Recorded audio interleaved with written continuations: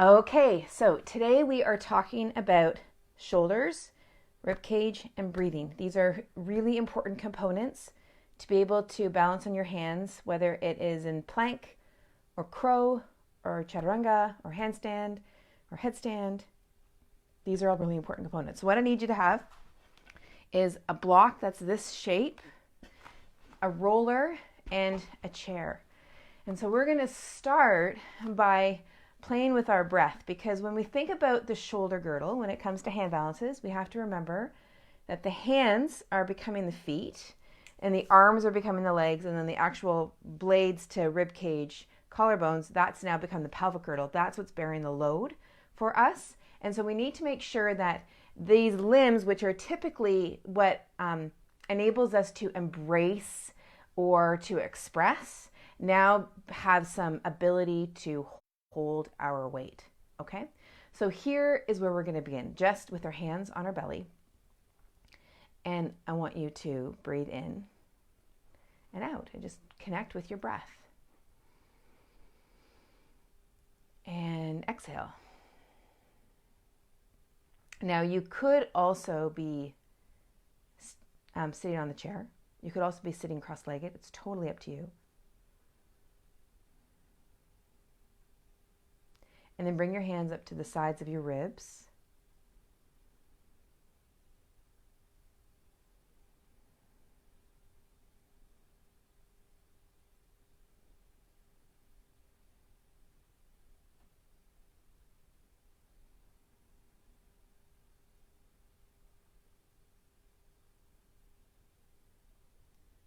And then bring your hands up to just under your collarbones.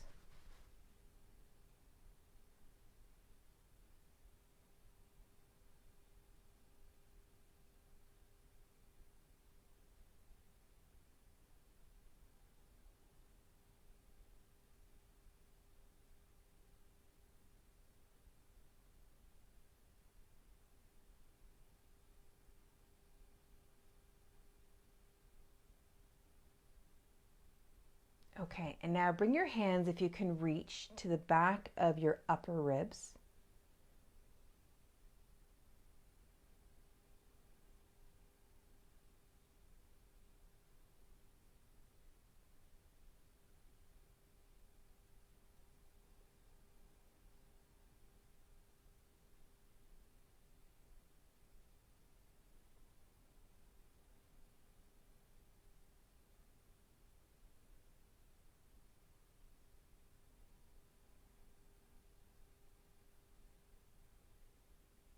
Okay, now bring your hands into gentle fists and begin to tap around your ribs and then up to the top part of your ribs.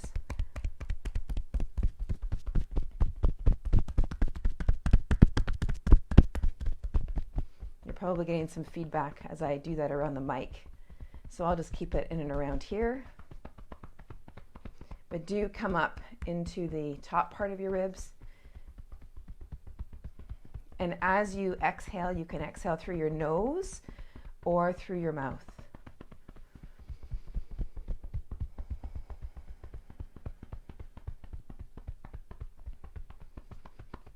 When we bear a load through our hands, we have to think about the center of our body moving out to the distal parts of our body. And I like to teach about not bracing. I know there's lots of people out there who use a technique of just hold everything in and then move. And if that works for you, then do it. It's just not what I teach typically, right? If someone absolutely needs that, then I'll do it. But what I like to train is I like to train responsiveness, and I like to train adaptability and variability of movement so that you can respond to the stimulus, right? So I don't want you to have to walk around the street when you're walking around the street in a braced, anticipatory way. I want you to be open and receptive and feel what happens, right? So when we're doing our movement, we can respond to the movement, not brace against the movement. So that's really about what this is all about, because when we brace, I think that we're not quite as strong. Okay, so now from here, we're going to go into a side bend. I've just moved the block. If you want to still have the block underneath you, by all means, go for it. I'm just sitting on my heels. I'm going to go to the side. Hand is on the side of your ribs, and just breathe into your ribs. Do your best not to be collapsing right into that hand.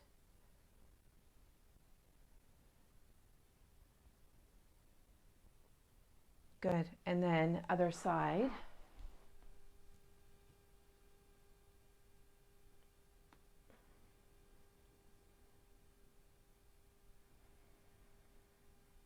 And I want you to think about your ribs like bucket handles. And when they move, so they attach here and they attach back here. And when they move out like this, right? So forward, side, back, right? It's like a big bucket handle coming up.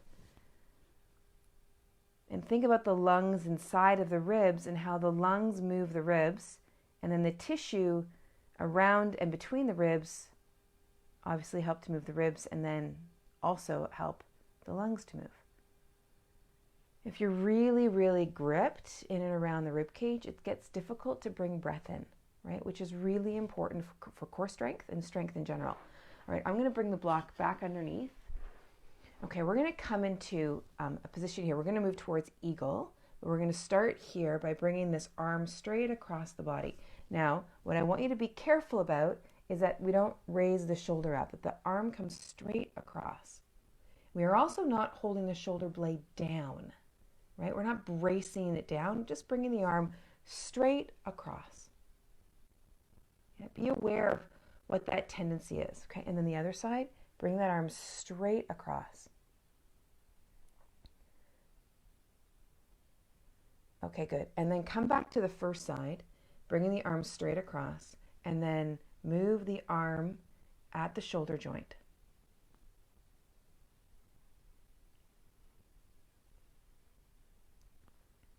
Yeah, there you go. So we're rotating at the shoulder joint. Now it looks like my hand's the one that's moving, but really the reason why the hand is moving is because what is happening here. Yeah. So if you don't have the articulating motion at the shoulder, you might end up doing something like this, ever so slightly, or you might start doing something with your jaw or your face. Good. And then other way. I was reading a post the other day about retiring yoga poses. And a lot of people retire them because they're losing function. When I say function, I don't mean strength and I don't mean mobility. I mean all of it, right? We tend to try to compartmentalize muscle and ligament and fascia. And the thing is, we forget we're a whole system sometimes. Do this technique for, do this technique for, do this technique for. How about we just move better? Like, when we move better, that all starts to work better, yeah? We're a whole being. Okay, so now I'm going to bring my arms across. Now I might go through the mic, so sorry about that. Let me just bring this down a little bit. Let's do that. Okay, so bringing the arms across like this, and then here. Okay, and if you can. Okay, now we're going to add a little twist. And then we're going to add a little twist. Now I'm going to just turn to the side so you can see what I'm going to do next. I'm going to move through my shoulders, but I'm not sliding them up to my ears. I'm moving my arm bones in the shoulder sockets. Okay, and then I'm going to start to move the elbows a little straighter. Yeah.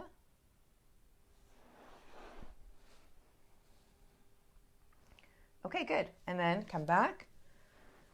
And then other side. Now, of course, if you're unable to pretzel your arms up into eagle, then just do what we did earlier, which is this one. Right? You need to get this base down before you can bring those arms across.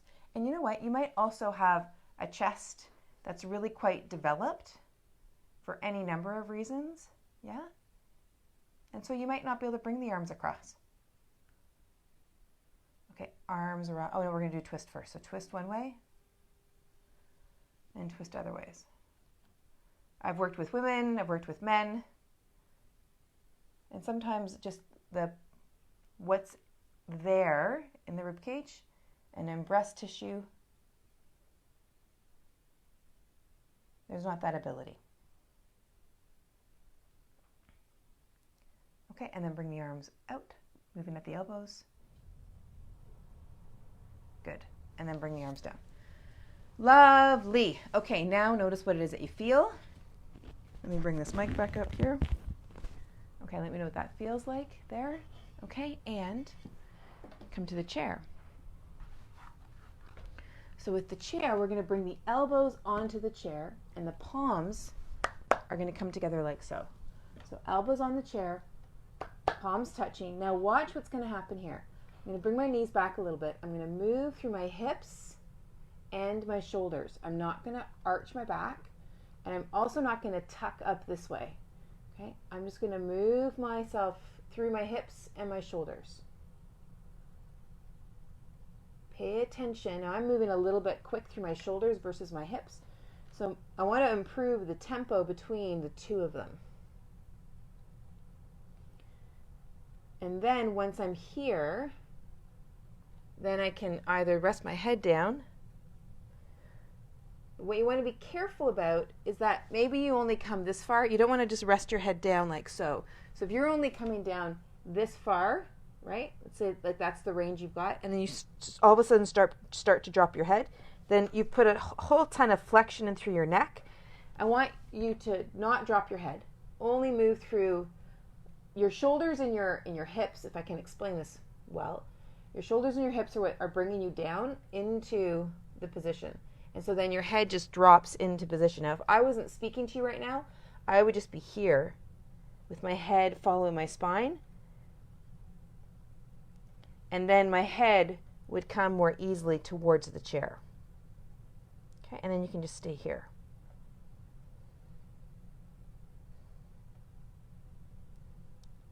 Okay, and pay attention to your breathing. Good. And then what you can also do is with the block, you can take the block between your hands. So I've put the block like this. You can also put the block like this, or you can even put the block like this. You explore what that is for you if you want to add to this. And for some people, they find it easier. For some people, they find it more challenging. It really depends on the person. Yeah.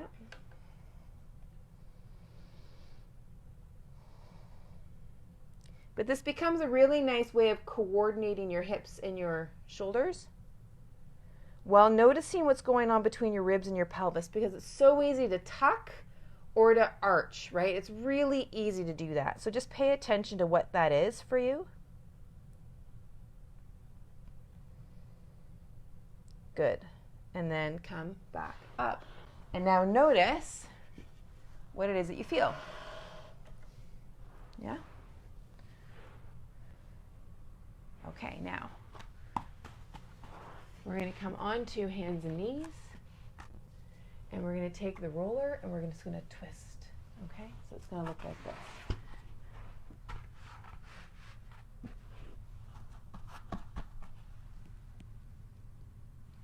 So what I'm not doing is I'm not just dropping to the floor, right? You'll see here that I'm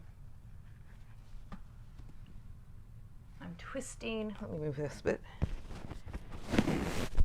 I'm twisting my torso.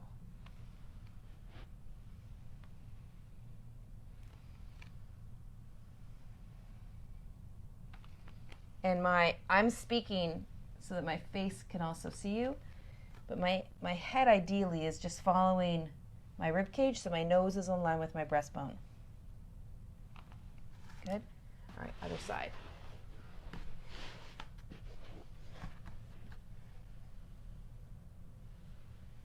So do your best not to drop straight to the floor. Really allow the rotation to happen.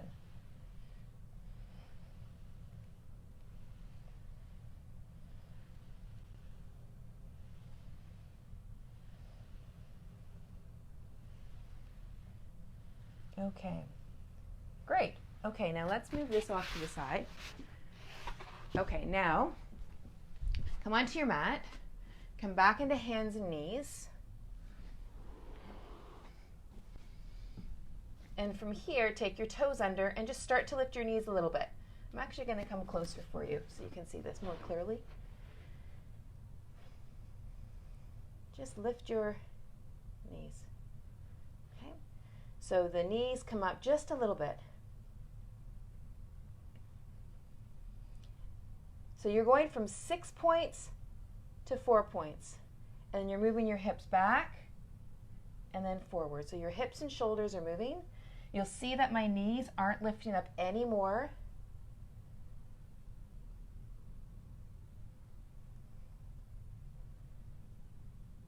Good. Good. Now from here, I want you to take 1 foot back. Now you're doing the same thing. Now you're going from 3 points, or sorry, from 4 points, but now we're extending that foot back. Yeah. So notice what you're feeling through that plank. Okay, good. And come on down. All right. And again, 1 and 2.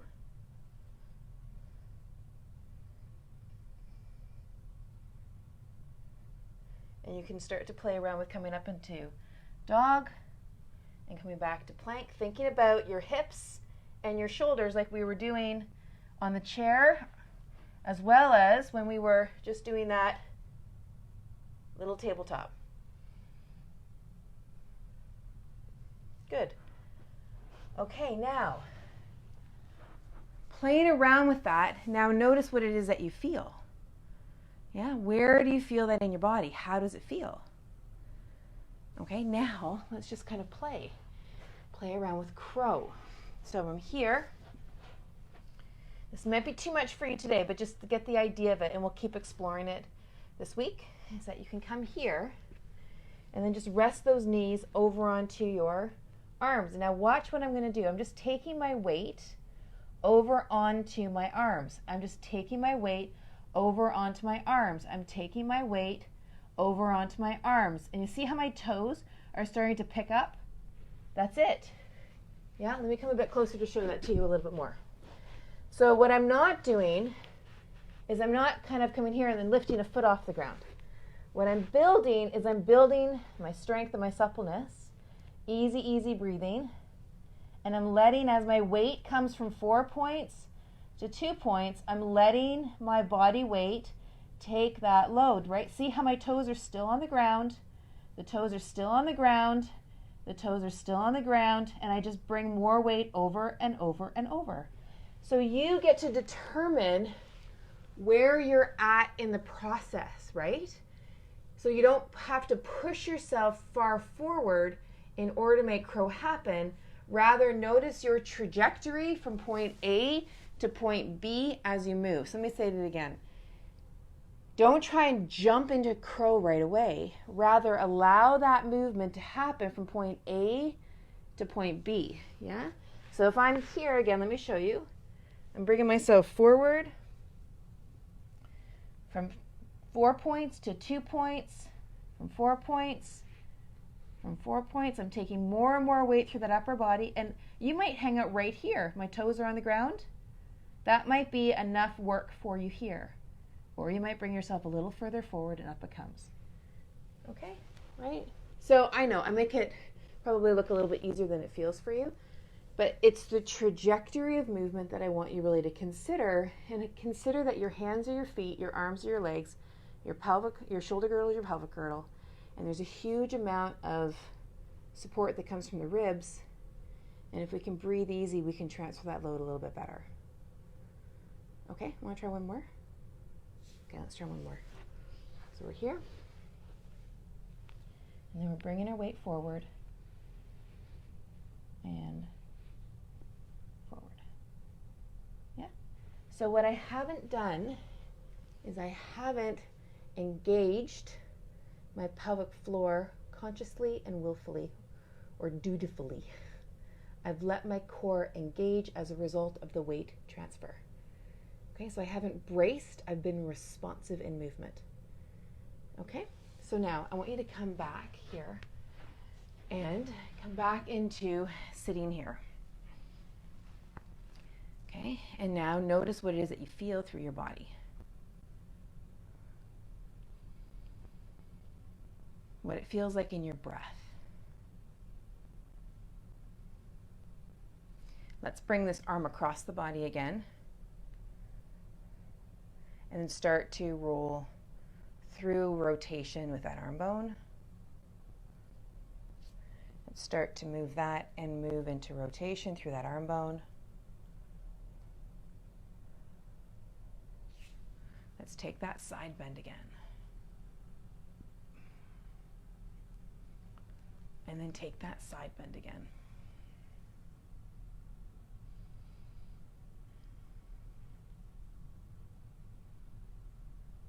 Good. And now come into a position where you're sitting comfortable, whether it's on a block,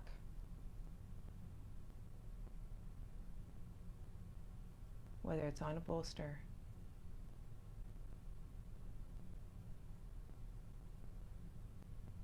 Easy, easy, easy breathing.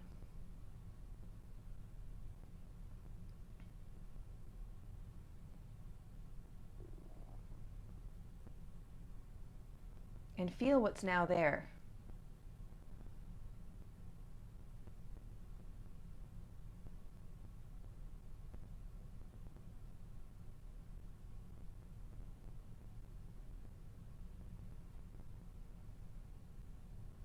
I find sometimes with some clients who I'm teaching these balance positions too, because they've now got some of the suppleness and the functionality in their body to be able to bear that load, is that there tends to be this buildup of energy in and around their upper body and in their rib cage that can sometimes feel overwhelming, like there's some movement of stuff that's there as you regain strength.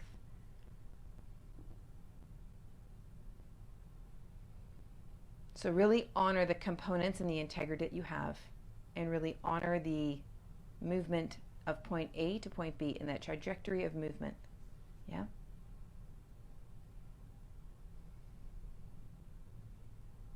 And if you stay with where you can feel, you will progress really, really quickly. So now enjoy that connection. If you want to lie back on your back in Shavasana, please do that and take a few moments just to feel the ground beneath you. Or if you want to sit into a meditation, now that you're feeling the strength of this movement upward, then do that. Sitting comfortably and strong. Or whatever the next activity is that you do. Just notice and be aware of what's going on through your system. Feel your own inner connection. And act from there. You have a really, really, really great practice. And we'll see you in the morning. Take good care.